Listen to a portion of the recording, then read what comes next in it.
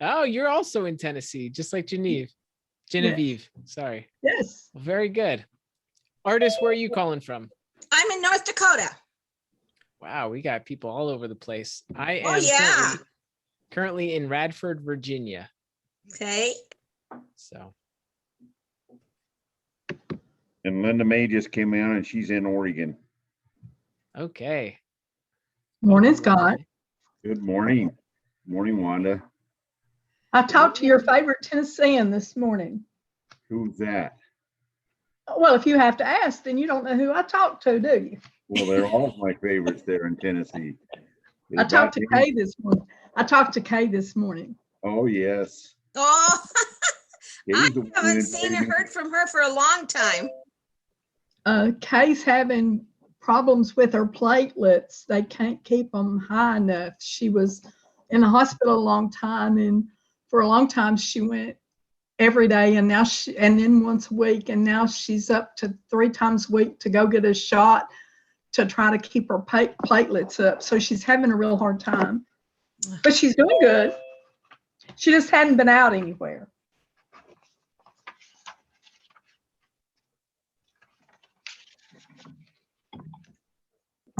Good morning, Kathy. Kathy's another one in Oregon. All right. I'm going to start coming in so fast I won't be able to. I write them down. That's Linda Nyseth. Linda does our newsletter. She actually does a couple of newsletters. She may even do more than that. But Hi there. Hi. Hi, Kathy. Good morning. Good morning. Might have to turn your mic on. It's on. The mic. Oh, this. I don't know where Janet's from.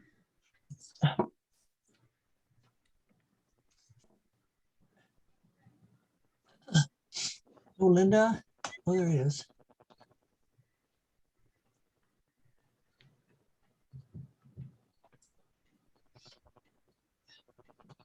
So do we have anybody going out for tacos for Cinco de Mayo tonight?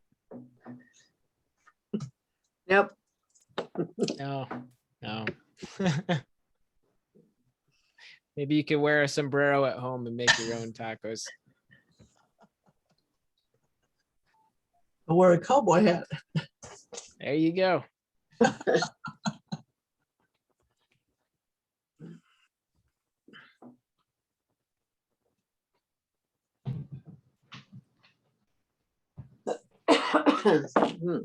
By the way, if there's anybody that's not on my emailing list, if you'll send me one, I will put you on that list so you get the information. I don't know, Genevieve, if you're getting those, it might be directly or not.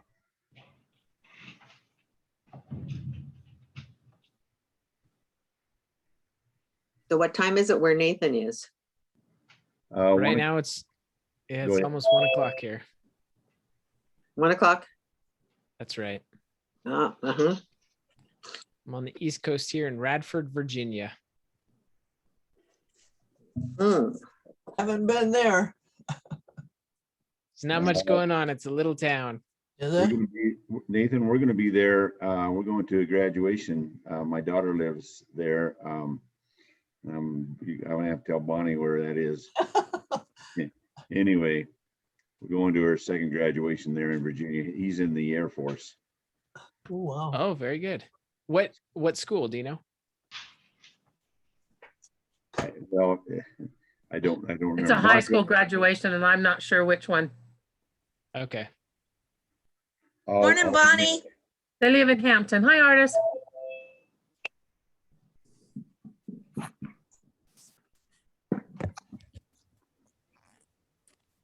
See, we got lots of people coming in here.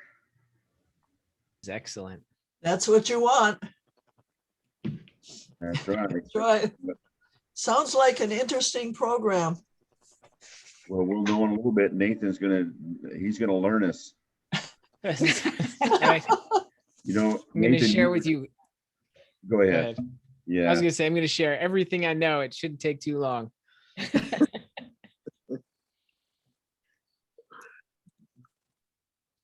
Hi, Linda May. Hello, Kathy. I found the right buttons. Thank you. Good morning, Hal, and who are you? My name is Hal Brown. I'm from Ocala, Florida. Oh, wow. My wife is here.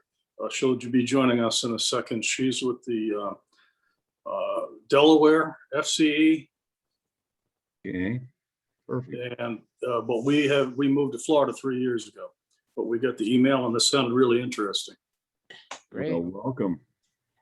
Thank you. I grew up in Dover, Delaware, so my old stomping ground. Mhm. Okay. I need the sound a little higher. There she is. Yes. Is That's how you get the sound, huh? Yeah, let's see where. Oh, here we go. sent it to our two Delaware extension agents. I think Kathleen might be joining. So she's on there. Or are we going to start FCE down there in Florida again? Well, I was hoping, but because we have a busy extension office. And, you know, that's how we originally started as extension homemakers. Well, you're the one that could do it, and our artist is right there. She's the one that could help you or any else of us there. Yeah, well, we'll see. Okay. I'm gonna grab my tea. Okay. I'm sorry. I'm so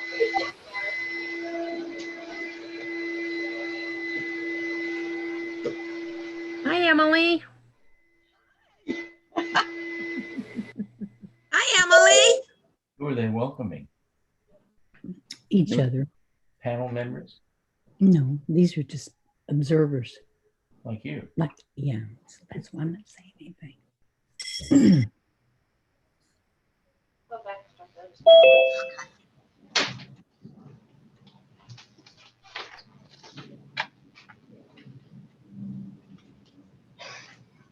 Well, I thank Scott for recording all these so that we can use them in our study groups too. Yeah. And by the way, I had to take them off because I still have them. I downloaded them to my computer, but I had to take them off the cloud. Zoom told me I was over my limit, and so I needed to delete some of them. So I'm recording today's, and I'll send out the link for that, and I'll try to leave it on for a month. And so you can actually download those right directly into your computer too. But they're too big to email. Uh-huh. So the other thing is I can do is, if you need them, I can give you a link to my OneDrive, and then you can get them that way also. So we're getting close there, Nathan. I'm ready when you are. Somebody's clock's ringing in the back.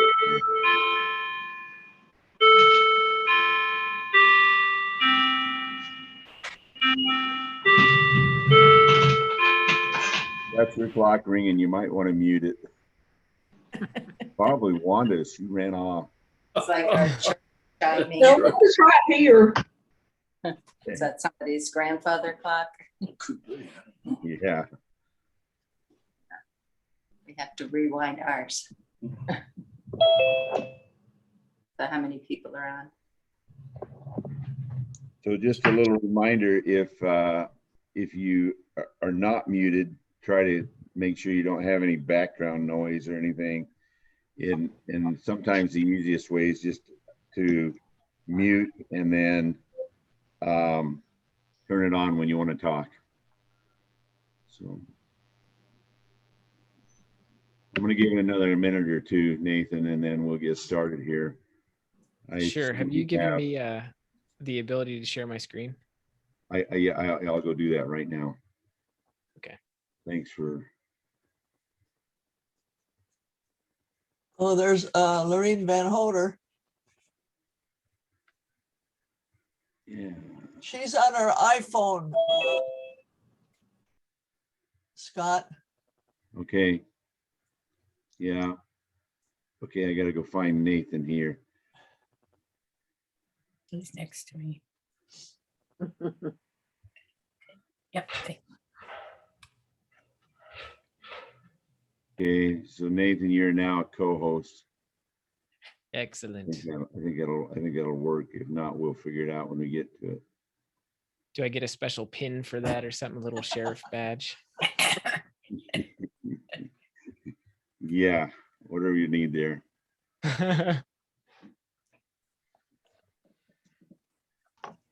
And if it doesn't work, we'll just pick. Well, I'll pick it up when we get there. I think it says you're a co-host now. Yeah, I got a message for that.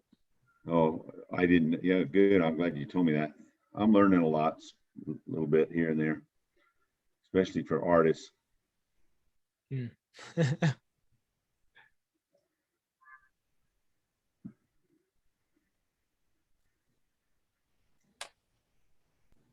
Oh, Marlene.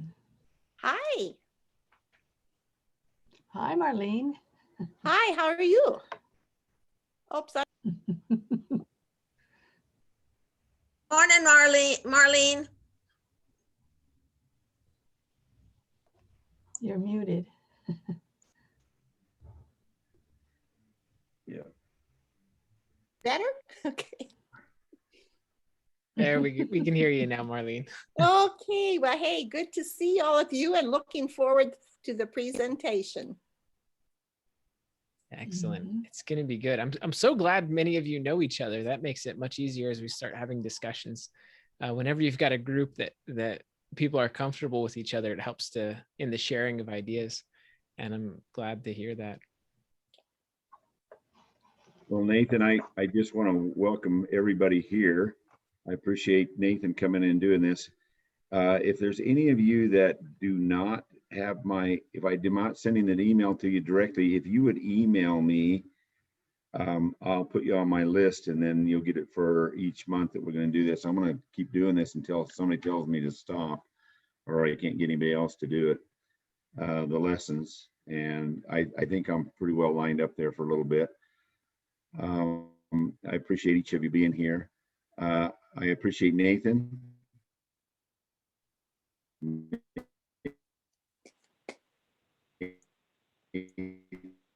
Is going to give a presentation and I'm giving information. I sent out a couple of attachments and a little bit of information, but Nathan knows himself better than I do. So I'll turn it over to you, Nathan. You're up. Thank you very much. I'd like to start off just introducing myself a bit, share some of the background. I have spent the last 15 years in the Army. I work in the intelligence field, and I worked as an intelligence analyst, an Arabic linguist, and an interrogator. And I've had several deployments over to the Middle East, and I've traveled to 7 different countries throughout the Middle East, and I've also conducted operations in Europe. And I have loved the training that the military has given me and the ability to do good that I've had from it. I recently transferred off of active duty into the Army Reserves and began my work as a full-time speaker and educator. I'm an instructor for the Body Languages Institute, which is located in Alexandria, Virginia. And so I teach their curriculum, and then I also speak on a variety of topics. My primary audience is military and police, where I teach people how to read body language. I teach them about statement analysis. And statement analysis is taking somebody's actual words and dissecting how they've said what they said, and then figuring out the meaning behind it. It's a fascinating field that I love. And the last piece is deception detection.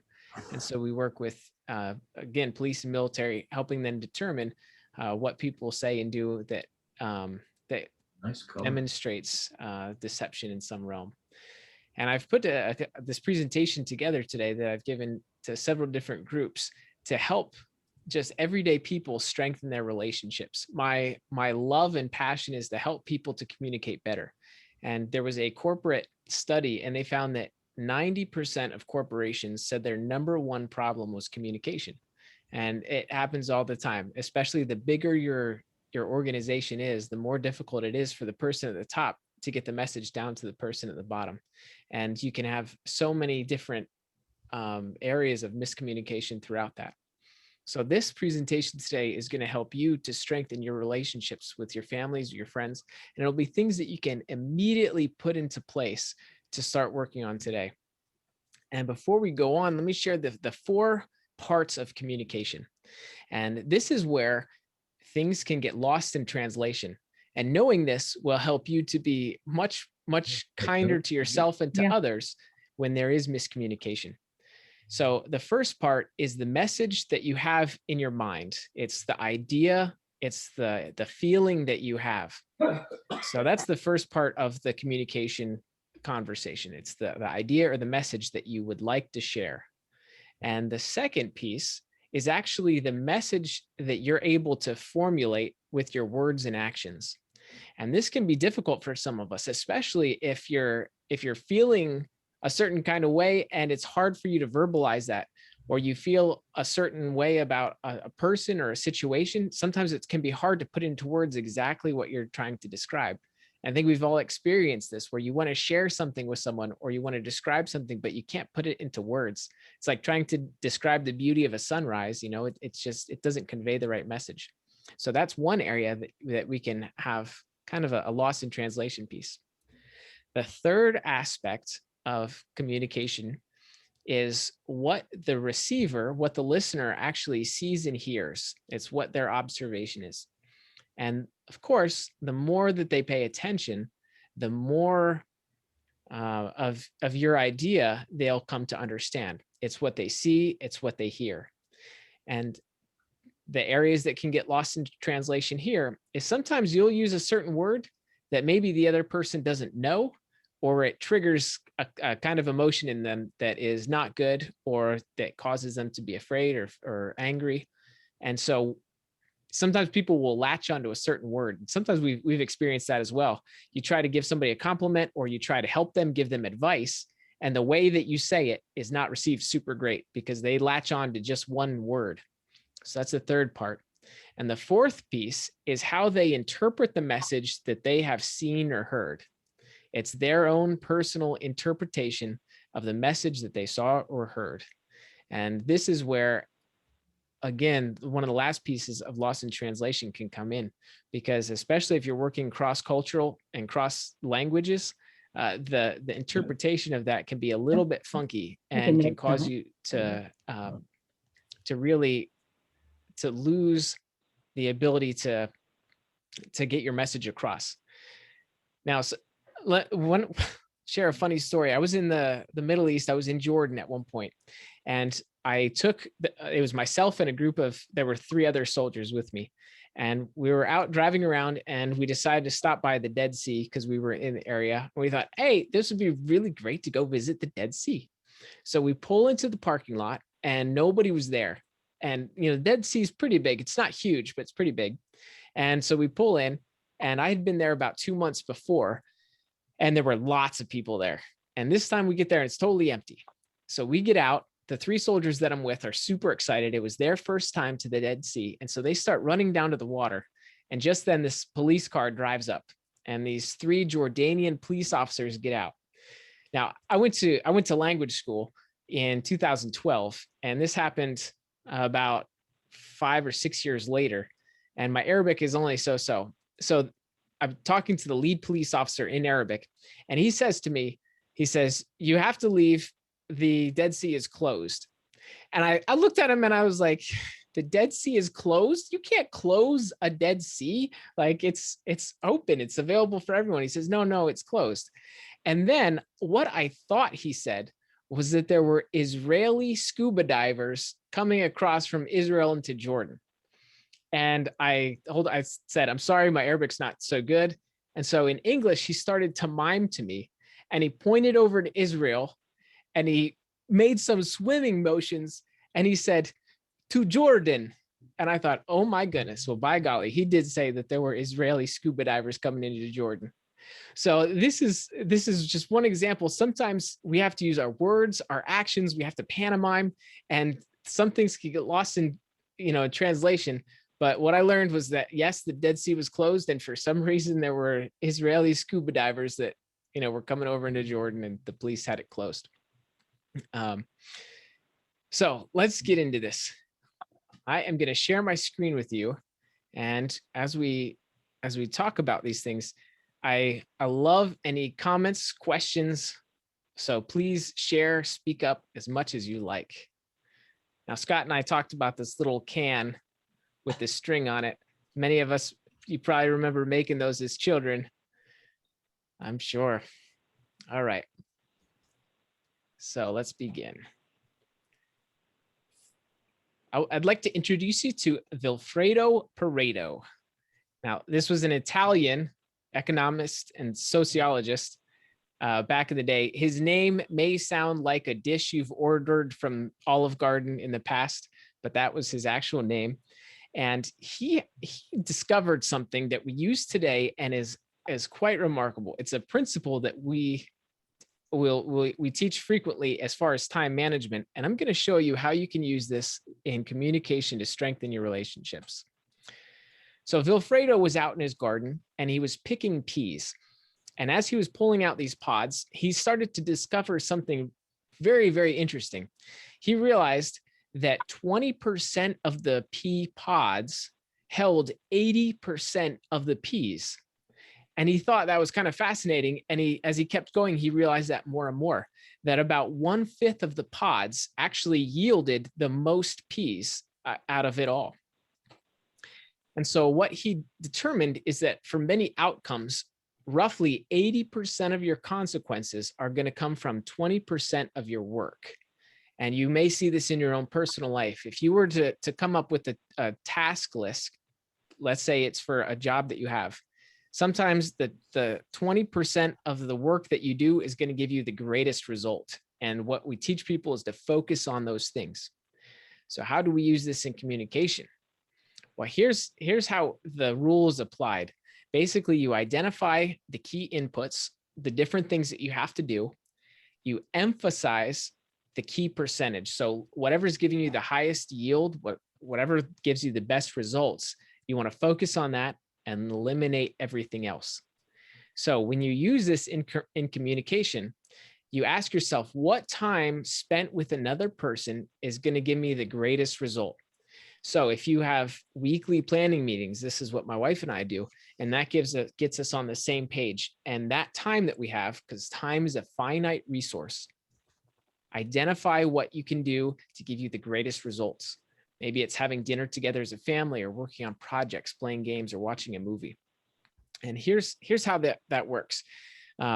In 2017, I was getting ready to deploy. I went to Kuwait for 10 months with the Army. And about a month before I left, I called up my grandparents and I said, hey, I'd like to spend a week with you. And again, time is a finite resource. So I knew in that week, I wanted to get the greatest result from that. And so I told them that when I came out, I was going to bring my video recording equipment and my microphones, and that I would like to sit down with them and record stories and get their family history recorded. Well, we did that, and it was one of the greatest experiences of my life, and I loved it. And I'm sad to say, just 3 years after that, in March of last year, at the start of the pandemic, my grandfather passed away. And now my grandmother, she has 56 videos, individual separate video clips of my grandfather talking and sharing his stories and his life history. And that has yielded the greatest result for her. And she has loved the time that we spent together making those videos so that she can watch those every day. When you spend time with your children and your grandchildren, if you know they're coming to visit, you can use this tool because you recognize, you might say, hey, you're only coming for 2 days, and you ask the children or the grandchildren, what are the activities that you would most like to do? And then you focus on those things. If you don't plan vacations, sometimes they just get away and time's gone and you realize that you didn't do very much. Or maybe you did too much and now you need another vacation after that vacation. So this is an opportunity that you have whenever you spend time with people. You say, what could we do that is going to give us the greatest return on our time? And my wife and I do this all the time. She's working on her doctorate degree, and she also works twice a week where she sees clients and helps them. She gives counseling and therapy. And so in the evenings, she might have an hour or a half hour where she's not writing papers and she's not counseling with clients. And we'll say, okay, what could we do during this time that would be the most benefit for us? And sometimes that's going for a walk. Sometimes it's making food together, but use that time. And it's also important too to ask your audience what kind of communication they prefer. Is it face-to-face or email, words of affirmation? When you look at the love languages, some people prefer time, some people prefer gifts or words of affirmation or touch, just snuggling together on the couch maybe. And this is going to help you the most. There was a gentleman that I knew. He was a civilian. He retired from the military, and he is contracted to travel around, and he works with generals throughout the military, and he helps them to be more efficient with their time and get their tasks done right. And one of the big things he does is he says, hey, you need to make sure that your family time is in order and it's right. And so he taught them these things. And so one of the things that he did, this gentleman, when he spoke to his son, he asked his son, he said, hey, I can't do everything with you all the time throughout the week. What are the 3 most important activities that mean the most to you? He says, if I couldn't spend any time with you except for these 3 activities, what would they be? And his son said, I want you to come to my sporting events. I love watching Sunday night football with you. And it would mean a lot to me if we could just go bowling once a week. And so this gentleman knew, he said, okay, Sunday nights, got to watch football with my son, got to go bowling with him throughout the week, and I got to go to his sporting events. And that way, if everything else drops, he knows, his son knows that he loves him and he's putting him first.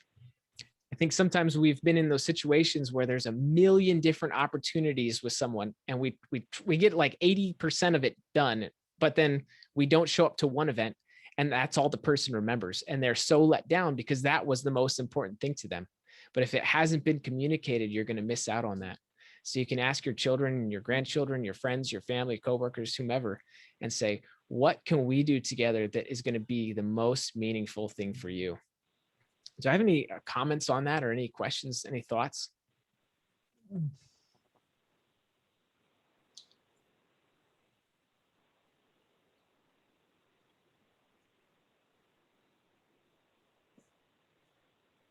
With the busy lives that we have, do you find that more people have difficulty in getting together? Of course, with the COVID, it makes it in kind of a problem. But before that, is that something that made people, because of their busy lives, could not get together to do something like this?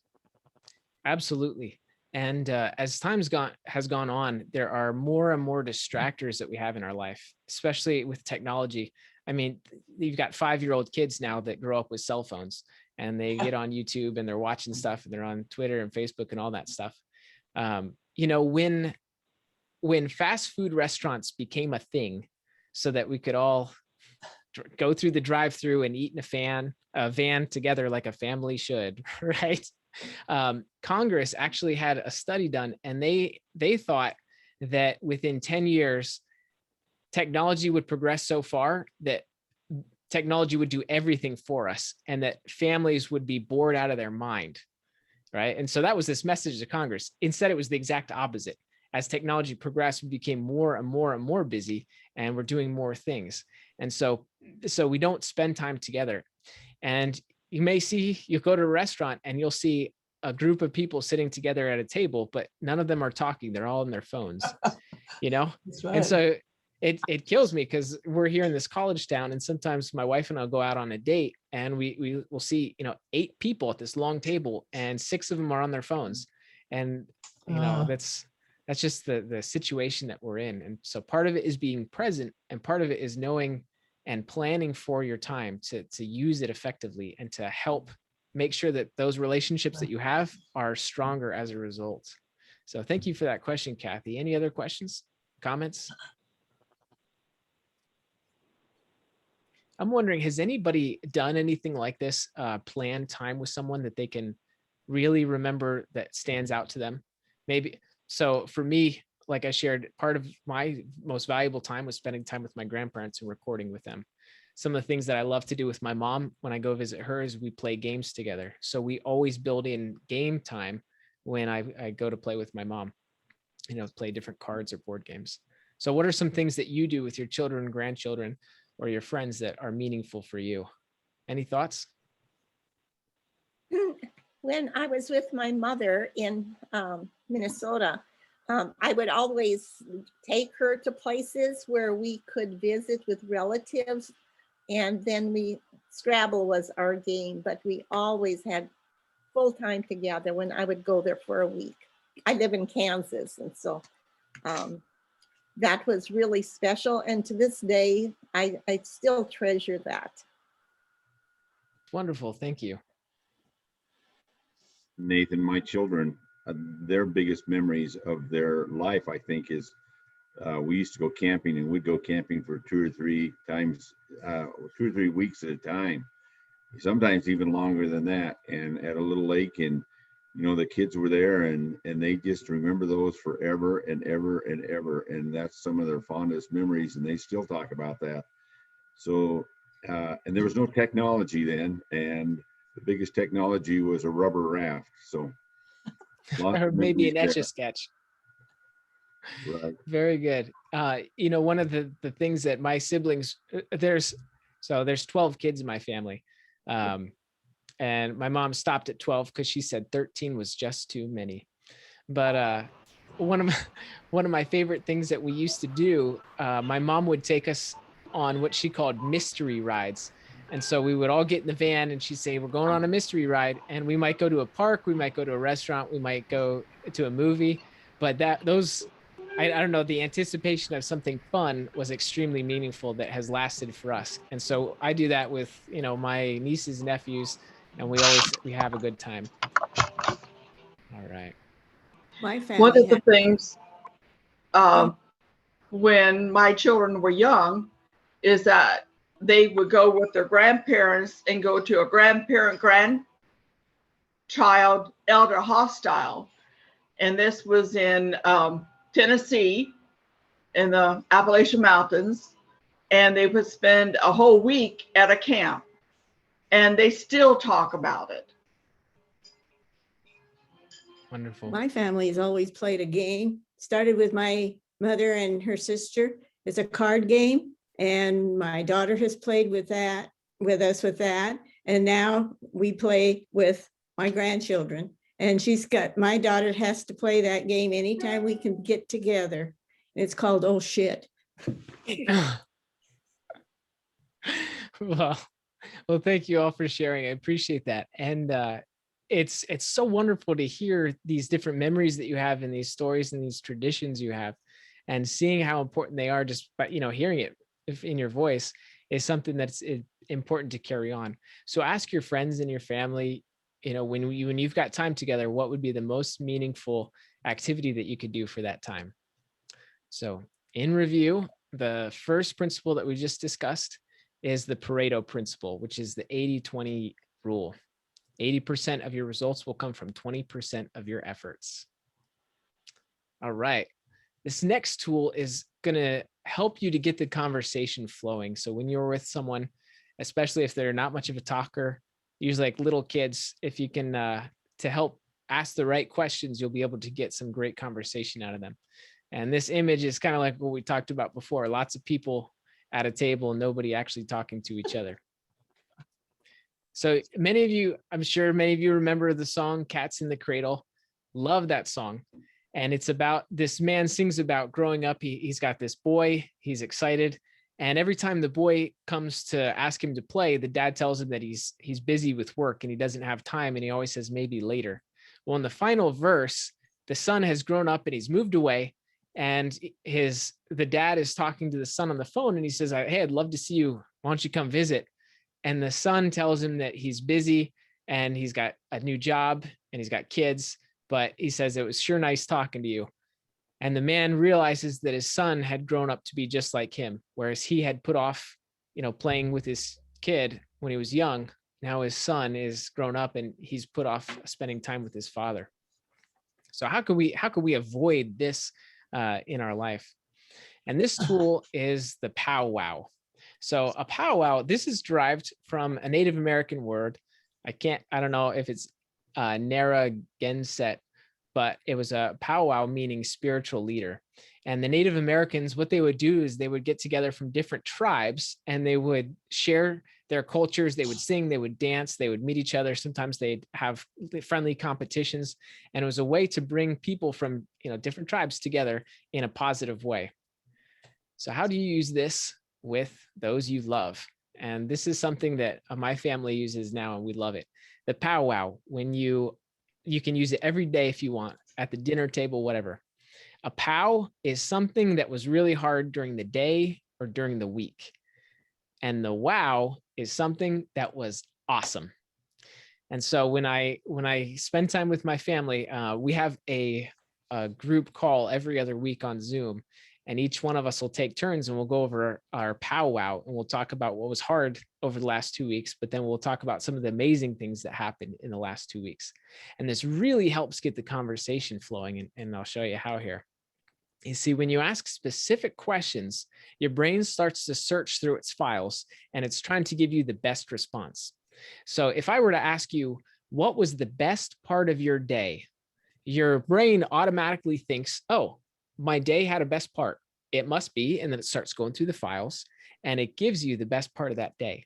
And that is a lot clearer and a lot more helpful than just asking someone, how was your day? Because that's super open. And they could say, it was good, it was bad. Maybe it was good and bad, but they just say it was fine. It all balances out. So when you ask specific questions, you'll get much, much clearer answers and you'll get specific answers. So again, you could say, hey, was there anything that was difficult in your day today? What was hard for you? And then you ask them, hey, what was a great thing that happened to you today? And again, this is really wonderful for little kids. I know there's a woman that I work with, and she uses this with her kids. She asks them every time she picks them up from school, she said, what was something hard that you went through today in school? And the kids might talk about a relationship that they have or the test they took. And then she says, what was awesome? And, they'll tell her what, the fun that they had on recess, or maybe they got invited to a birthday party. And so knowing that there's something that they're going to be asked about, the kids are excited to share these things. And the reason it helps your relationship so much is because it draws out much more from a person than they may tell you up front. So if I, let's say I call Scott up on the phone and he and I are talking, and I say, hey, Scott, what's a difficult thing that you're going through right now? Is there a challenge that I could help you with? He might be more willing now to answer that question than if I just threw something out there at the end, like, hey, if there's anything I could do for you, let me know. So, sometimes we would love to do service for people. We love to help people. And if we don't draw out their need, you're never going to get to that need that they have. So does anybody have any thoughts or comments on this? Has anybody ever used a similar technique in working with their friends, their family? My family has started a high-lows. One daughter will do this at supper time. Whoever said prayer gets to start off what was high, what was low. If there's no lows, then they get to have a high five all around the table. The other one does this at prayer time at night as part of their blessings for the day. That's fantastic. Faye, have you ever been able to be a part of that physically when you were there? Yes. Anyone at their table, if we're there, we are included in that.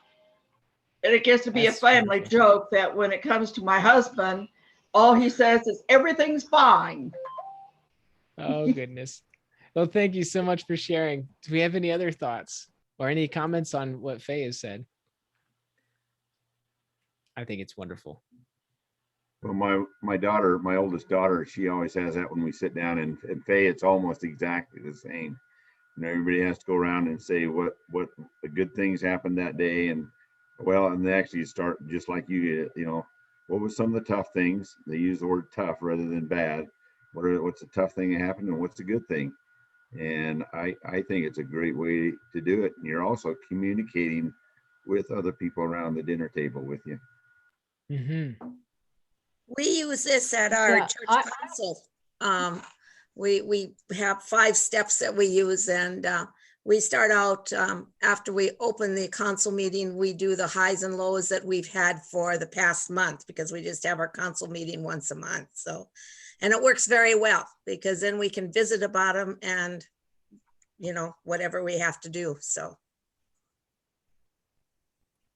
Thank you, Artis. Was there someone else? I worked with a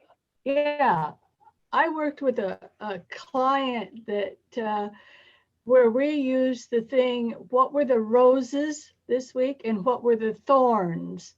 And that gave her a very vivid picture, because she was hurting at times, and the thorns she could share. Thank you so much. These are all really, really wonderful ideas. Thank you for sharing. And I'm so glad that this principle is being used. It really helps people. And when you go into it this way, knowing that people are going to share, it's a safer environment, and it's okay to be more vulnerable. When, say, let's use Faye's example, when you're sitting at the table and sharing highs and lows, it really brings people together as a community, because you recognize that you're all going to be going through something tough, but you've all got great things. And this allows for much more support. With Circle of Hope, we start out with, for each one of us, telling what was new and good for the week. And then at the end of our program, then we go around and give appreciation to the person next to us. But this is all when we're in the big circle. And that has worked well to get to know people, lots of people that you went to if it was individual. Thank you so much, Marlene. I appreciate that. These are great ideas. I'm glad to see it looks like many of you are taking notes. I've got notes going. So this is wonderful. Thank you. All right. So in review, the first principle that we learned was the Pareto Principle, or the 80-20 rule. And the second one is the powwow. All right. Now let's talk about constructive criticism. This is a funny little joke here to brace yourself, because constructive criticism is coming. And every time I hear constructive criticism, I just want to cringe. It never feels fun, and it's just not comfortable, right? So how can we improve upon this? Well, so let's look at the difference between criticism and feedback. Criticism comes from the past, and it's focused on the past. It's focused on the weakness, and it basically says you messed up. Feedback is going to be the opposite of that. It focuses on the future. It recognizes past performance, and it looks at how you can transform that performance and use your strength to improve yourself in the future. Again, like it says here, it sees the problems in the rear view mirror. And then imagine the windshield is much bigger than the rear view mirror. So you always want to be looking forward.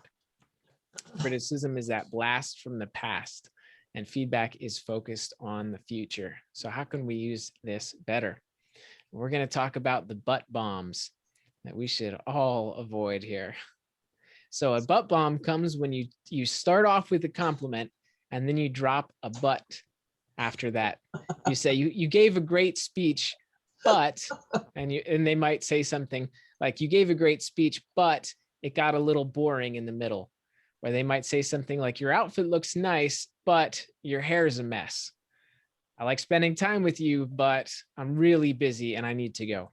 And what happens is when you use a but or a however or a yet, it's a negation. And so in the English language, when you use but, it cancels out whatever came before it as a way to emphasize what came after it. And that can be really dangerous when you're trying to give compliments and you're trying to help people, because you start to build them up and then you give them this negation and it cancels it out. So this is something that I continuously work on myself. I've been working on it for years, and it's helped me so much. And it definitely takes practice, and you got to think before you speak. So instead, you want to use and, no buts about it. So you would say something like, your speech was wonderful, and you can start with a joke next time to grab their attention. Or your outfit looks nice, and I think you'd look great with the shirt tucked in. Say, I'd like spending time with you, and I have to go now. And by doing this, it allows that first compliment to stand in place, and it gives something else that's just as important. or just as helpful. Now, when you go to use compliments, or when you want to help somebody and give them feedback, it's important that you use an and in there rather than a negation, because we always give feedback to each other. That's how we get better. That's how we improve. That my wife and I, all the time, whenever we give speeches or teach classes, we will give each other feedback and ask, how did it go? And so you can always lead off with that positive and give them a way to help improve it. As we talked about before, criticism looks in the past. So if let's say my wife was teaching a class, I might, if I was criticizing her, I'd say, hey, the beginning of your speech was really boring. It didn't really grab any attention and it was a little hard. But like the example here shows, you could say, hey, your class was fantastic. Your material was really good. And to improve the opening, why don't we work on that? Maybe you can use a joke or a story to get that going. So you see how then you can focus on the future. You can use their strengths to improve your communication there. So here's some examples. I would love to hear from you. You can just go ahead and unmute yourself. Make up any scenario you want, but I've started sentences for you. Let's say somebody worked hard on a short story that they asked you to read, and you wanted to give them some feedback. So you say, you worked hard on this short story, and what's something that how could you compliment them and give them feedback that will improve the short story rather than telling them, it was no good? What might you say?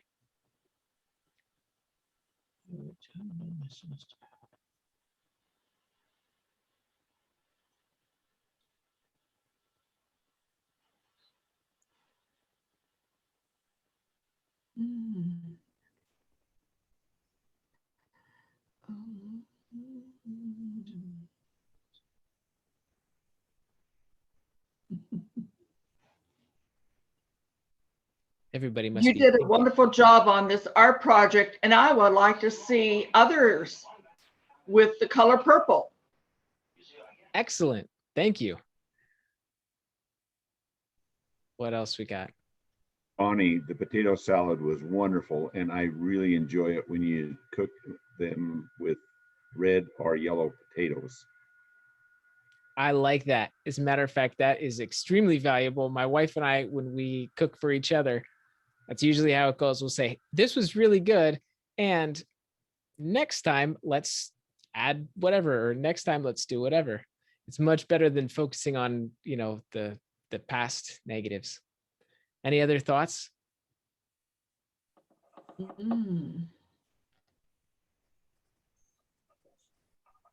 So the next time you go to give feedback, and you want to start with the positive, remember to use and then focus on the change that you would like to see, not the negative that you saw.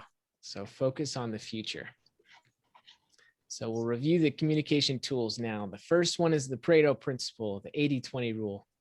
Second one was the powwow. And the third, let and lend a hand. No butt bombs. I personally love that picture of the butt bomb. All right. Let's go on to the next principle. Looking at these two pictures, who would you say is more engaged? The couple on the left or the couple on the right? Left. Yes, pretty easy, Yeah. pretty open. This principle is something that we teach in body language, and it is incredibly powerful and useful in people that do sales or work in negotiations to understand this. And I have started implementing this in my own life, most especially with my wife. I'm currently in my office, and my door is to my right. And when my wife comes in, I'll show you what I do. So this is called the belly button rule. And that's where your body actually faces what you're interested in.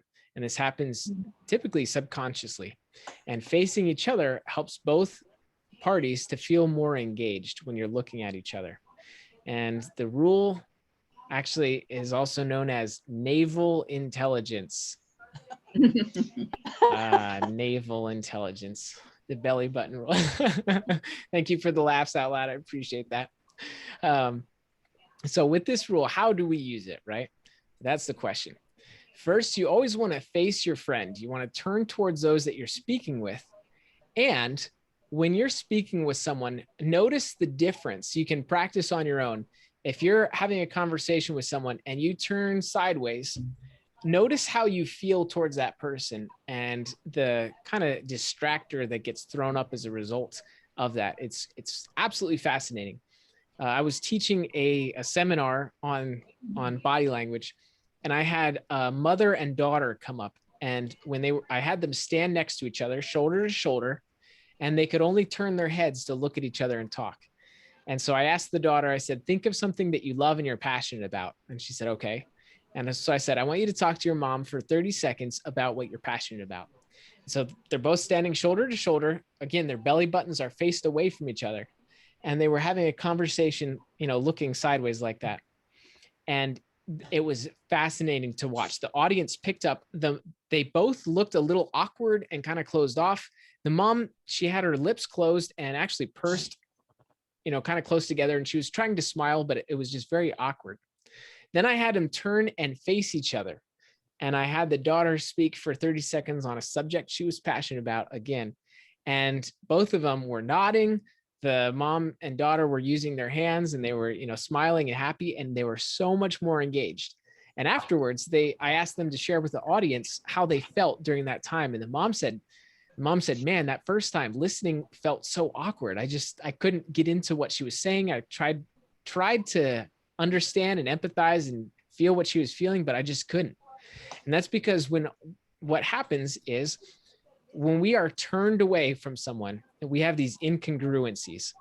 And that means that we're not on the same level. See, your brain is trying to focus on what's in front of you, but your body is your body's turned away. So your brain is trying to focus here, but it's also listening over here, and it's not in sync. So you will not feel as engaged with the speaker, and your body is telling you that something's off and you should be focused over here. So how do we apply this in our life? Well, like I told you, I'm in my office right here and my door is to my right. So whenever my wife walks in and she's got a question or she needs help with something, I stop what I'm doing and I physically turn my body and I look to her. And that way I'm not distracted by the emails that I'm working on with, maybe I'm writing in my journal at night. I can focus 100% on her. I shared this with a group that I was speaking to, and one of the ladies afterwards, she came up to me and she's on her second marriage, and she said, my first husband, every time I would get home and I would try to talk to him, she said he was always reading the newspaper and he never looked up and he never turned to talk to me. And she said we just grew further and further apart. And I can't promise that this will save any marriages, but I can promise that this will help you as you talk to your friends and your families and your loved ones to give them your undivided attention. What's interesting too, sometimes we might only have a few seconds to spare to a person, but if we don't face them, we're still using that time, only we're not using it as effectively because we haven't looked at them. So if I faced away from my wife and she just had a quick question for me for 30 seconds, she's going to feel more disconnected from me and vice versa. And I won't be as engaged with her. And we try very hard now, my wife and I, to make sure that when we are speaking with each other, we're able to put aside anything else and use the belly button rule and face each other. And this will help you to feel engaged and to really listen and be present with those that you love and those you work with. I'd love to get any thoughts, questions, or comments on this. It's a good rule. Definitely a good rule. Yeah. When my husband, he golfs on Tuesdays and Thursdays, and he gets home, they go very early, so he gets home about 11 o'clock. And all he wants to talk about is golf and for 15 minutes or so, and all the plays and all the holes. I hear 18 holes. Sometimes it gets a little, but I try to be as patient as I can. And then finally I'll say, and I think it's time for lunch. Excellent. Yeah. That's so good. Yeah. I mean, it's just one of these things. He loves that golf and that. And I appreciate that he gets along with the guys and they, have a good time. But like I said, I get a little bored with the 18 holes every Tuesdays and Thursdays. Well, good for you for listening. My wife, when we first got married, she taught me so much. She's amazing. I love that woman. And one of the things that she said that has had so much influence in our marriage, she said, let's never, ever talk bad about each other to anybody else. And so we always, like, if we ever have any issues between us, it's just between us. She doesn't talk to her parents. I don't talk to mine. We don't talk to our friends. And the second thing that she taught me that has helped so much, and she said, she had lived with an uncle and aunt for a while, and they did not get along very well sometimes. And she noticed that sometimes one of them would just need to get out some frustration or just need to be heard without having the issue fixed. I think we can all relate to that. And so when we got married, she said, Nathan, sometimes I'm just going to need you to listen to me, and I'll tell you up front, I just need you to listen. Or sometimes I'm going to tell you something and I need you to just give me a hug and tell me it's going to be okay. And when you put it out there on the table, it's so much easier. So sometimes my wife, she horseback rides, and she'll come home and she's like, I had so much fun. I just want you to listen and tell me that it's awesome that I got to horseback ride. You know, just like with Kathy, when her husband comes home from golf, she just needs to listen to these 18 holes, and that's going to have so much impact on him.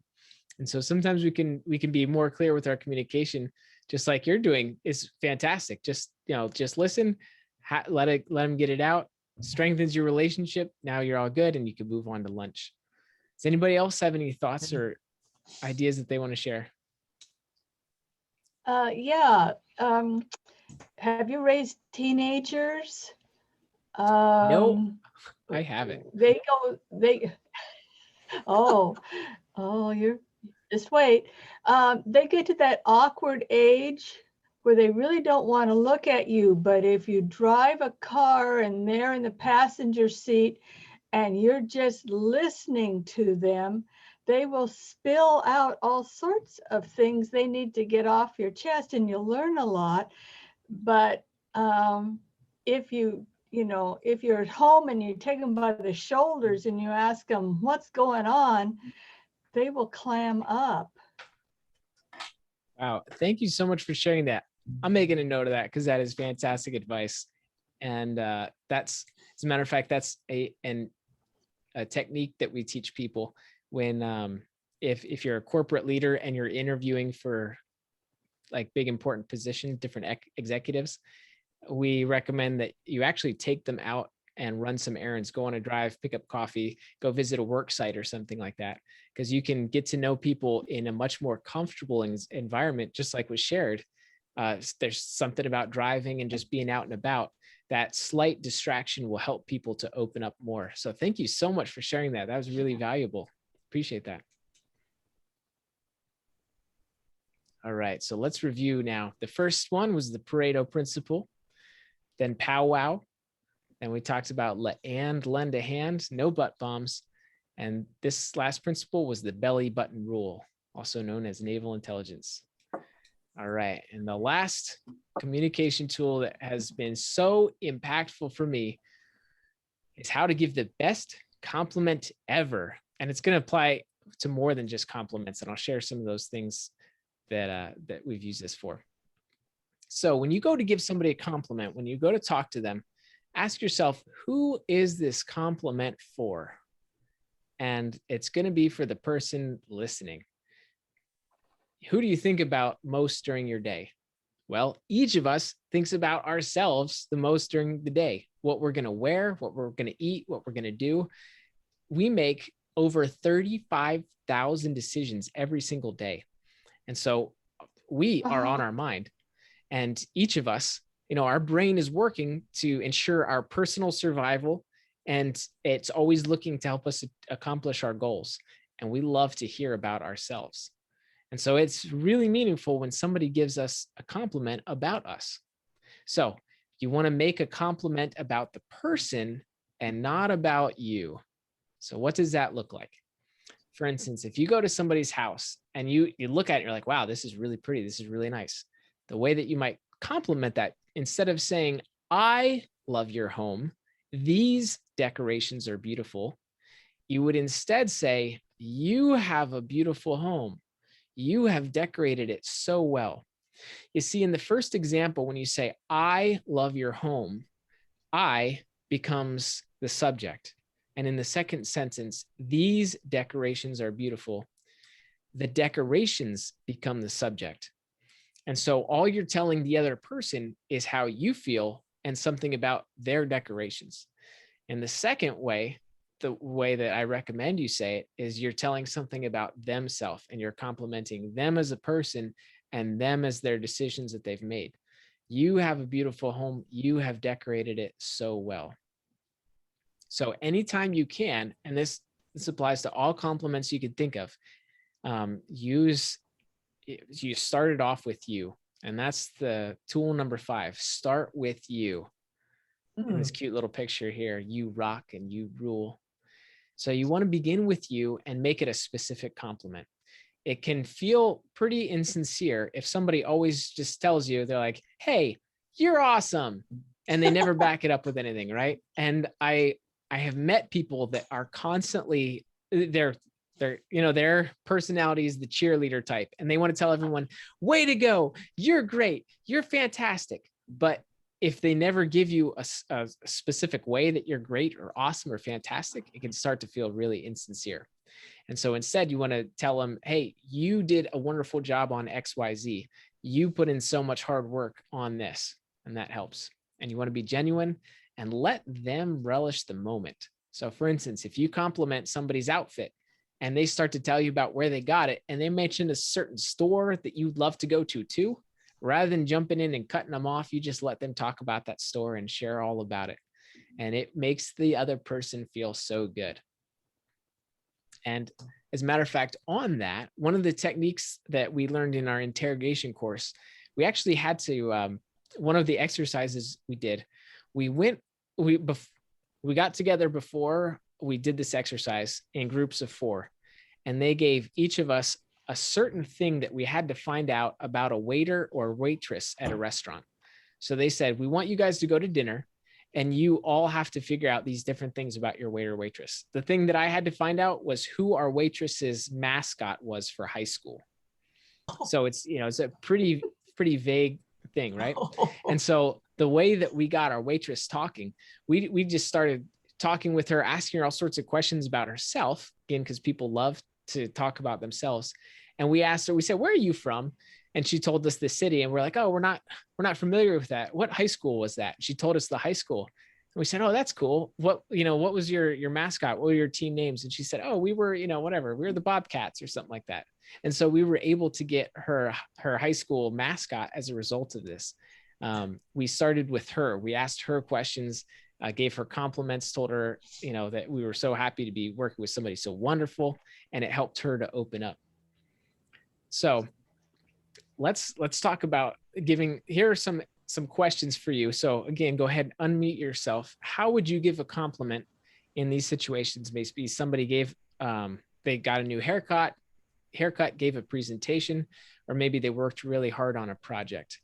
How can you start with you and then give a very specific compliment? Any thoughts?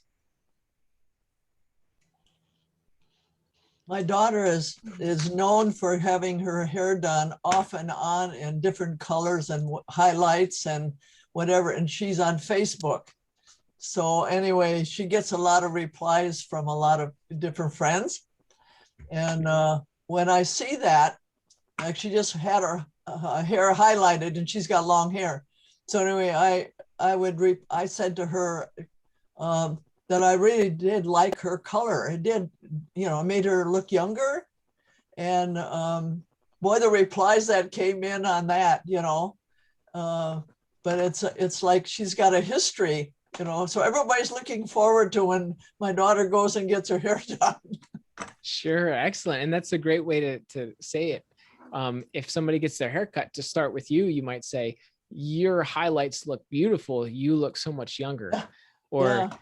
Or your hair color really brings out your eyes. And so again, it makes that about the other person.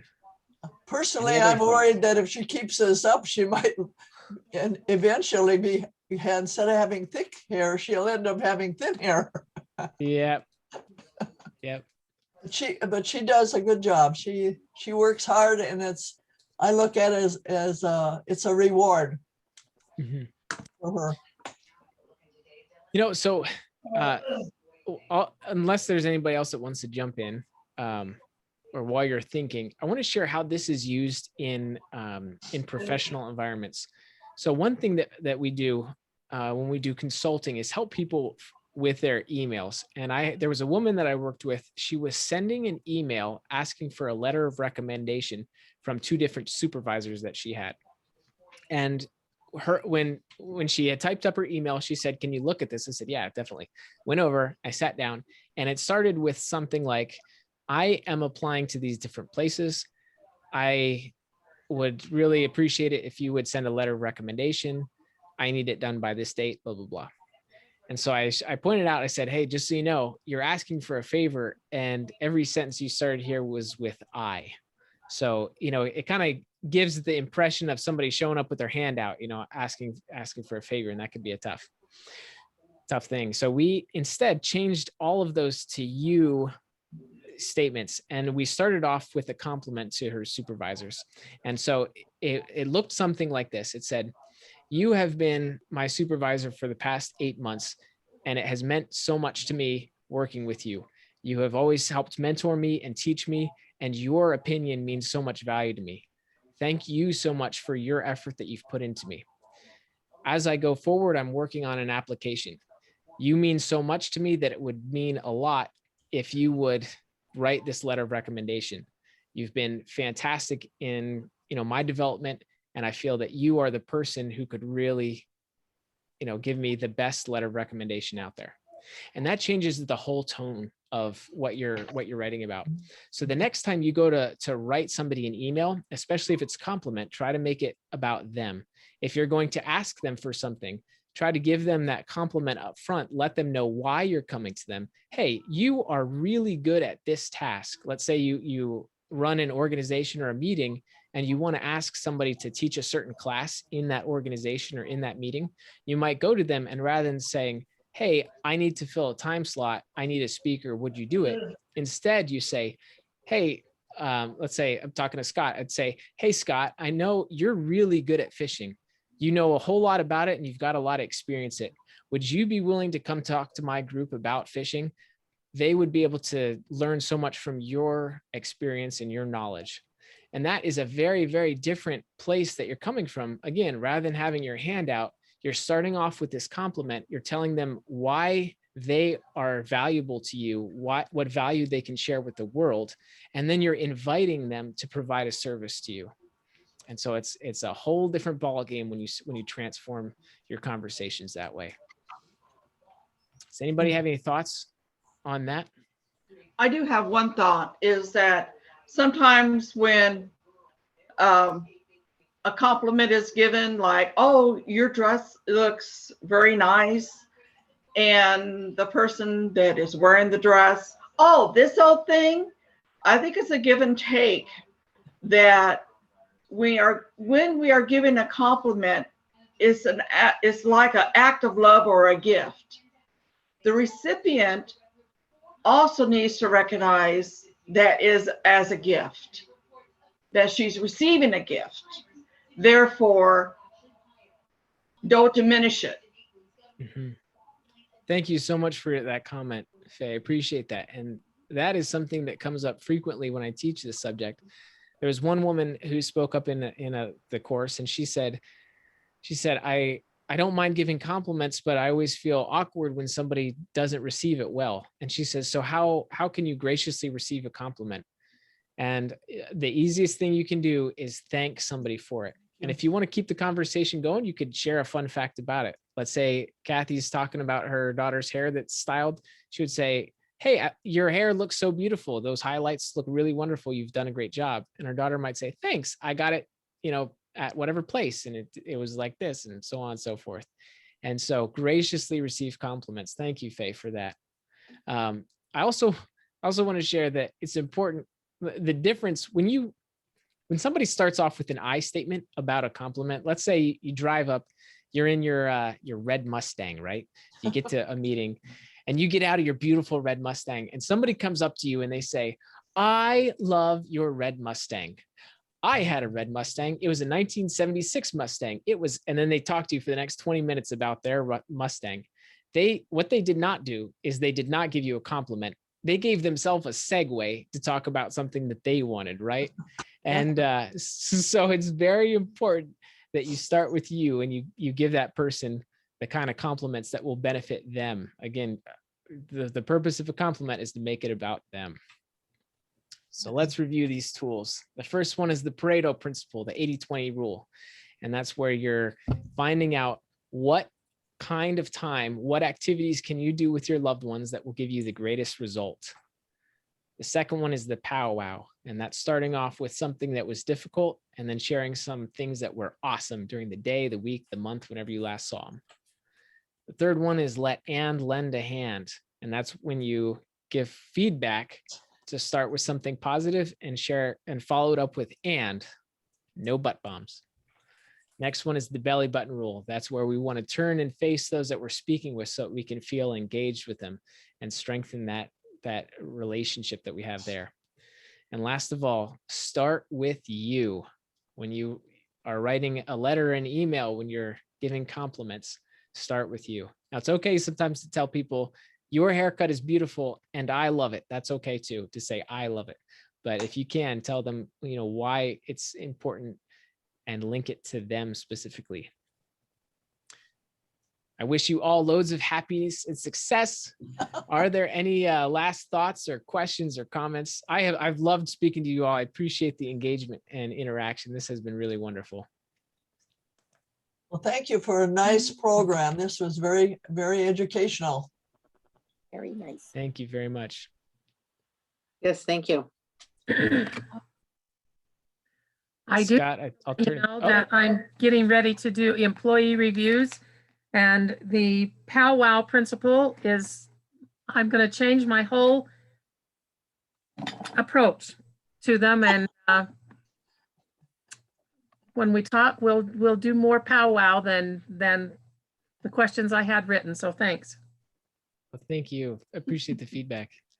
Yeah, I'd like to go back to your talking about the waitress and not necessarily about the information, but especially in the time of COVID and now that we're getting able to go back to restaurants, something that we have found, if they don't tell you their name, we always ask their name and then call them by name anytime we're interacting with them. And we've really noticed places that we go on a regular basis and we do that, our service has improved because they just appreciate being acknowledged as a person, an individual, not just your wait staff. Thank you so much. Thank you, Nathan. Thank you. Hey, my pleasure. Scott, I'll turn it back over to you if there's anything you want to share. Okay, and Nathan, I really appreciate you doing that, taking your time to do it. So all technology is not bad. I mean, we're doing some things that we have never thought we would have, and I appreciate you doing that. And again, I appreciate everyone for attending, and I appreciate your comments. And if you've got any comments, you can email those to me and our suggestions. And again, I am always looking for someone great like Nathan to teach a wonderful lesson. And even if you have an idea but don't want to teach it, give me the idea and maybe I can find somebody to teach it. I'm married to a wonderful woman that can teach lots of things. Anyway, I appreciate you being here. And again, send me your email or send me your email if you want to be on my list. That's all I have. I appreciate you guys having a great day. Thank you, Nathan. Thank Scott. you. Stay safe, everybody. Thank you. Nathan? Yeah. Nathan, you have a very engaging way of teaching. And I noticed that you kept a smile going and making everybody feel comfortable. So thank you. Thank you for that. Thank you. And you gave me a very well-worded compliment. You did wonderful. Did you get the mail? Well, good luck, everybody. Thank you so much. Thank you, Nathan. Thank you. Have a good day. All right, bye. Thank you, Scott, for hanging in there and keeping this going. All right. See you guys next month. Okay, bye-bye. Bye-bye. Bye. I'll leave it on, and as long as somebody wants to talk to somebody.